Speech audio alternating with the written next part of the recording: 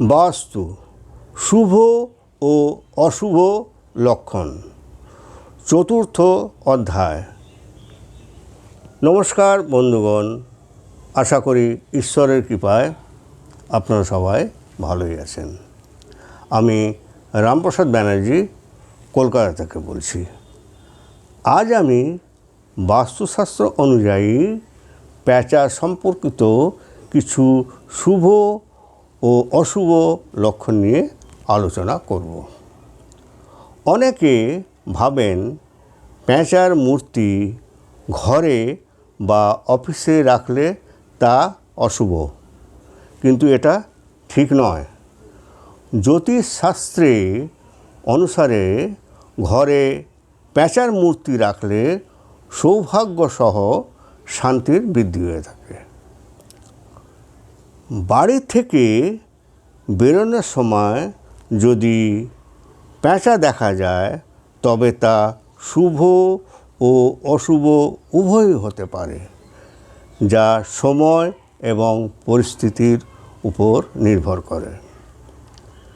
বাড়িতে প্যাঁচার মূর্তি স্থাপন করলে ইতিবাচক শক্তি তৈরি হয় এবং ঘরে সুখ শান্তি বজায় থাকে।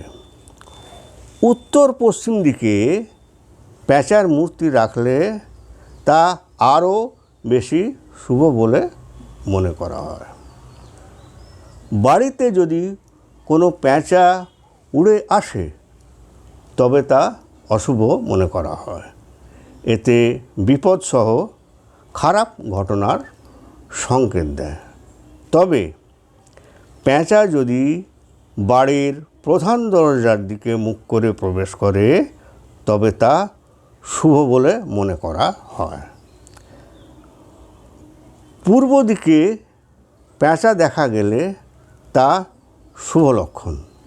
এতে আর্থিক উন্নতির পূর্বাভাস বলা যেতে পারে।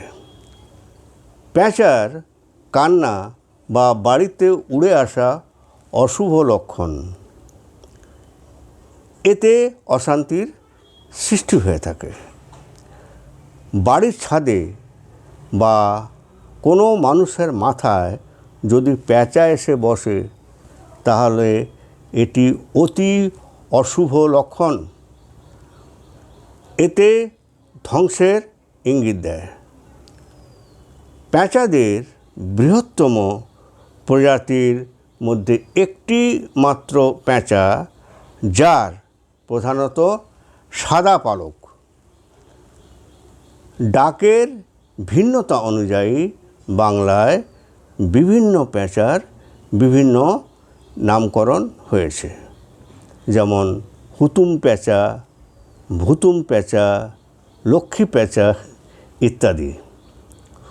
কুমেরু, গ্রিনল্যান্ড এবং নিঃসঙ্গ দ্বীপ ছাড়া পৃথিবীর সব জায়গাতেই প্যাঁচা পাওয়া যায়।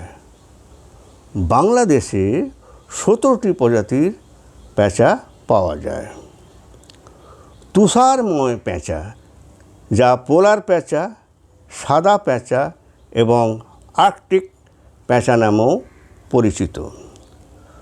তুষারময় প্যাঁচা উত্তর আমেরিকা এবং প্যালিয়ার্কটিক উভয় অঞ্চলের স্থানীয়।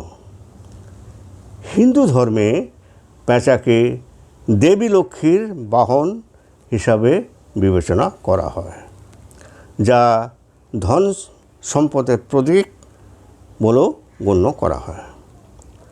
ভিডিওটি যদি ভালো লেগে থাকে তাহলে ভিডিওটি লাইক ও শেয়ার করবেন এবং চ্যানেলটিকে সাবস্ক্রাইব করার জন্য অনুরোধ রইল। ধন্যবাদ।